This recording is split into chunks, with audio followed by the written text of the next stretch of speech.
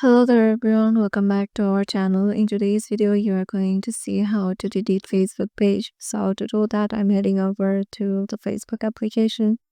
As you can see, I'm currently in the Facebook page. And if I want to delete it, I have to head over to the three lines icon on the top right.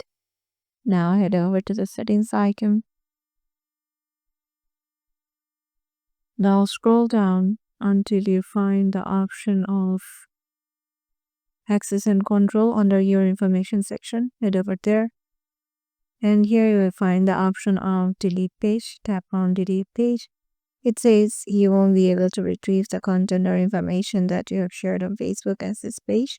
And your messenger and all of your messages will also be deleted. So tap on continue. And tell them why Facebook is, you don't want to use Facebook. Tap on continue. And tap on continue again. Now you have to give your main account's password in here and then tap on continue, and then your page will be deleted. So yeah, this is how easy it is to delete a Facebook page. Hope this video helped you out, and we will see you in the next video.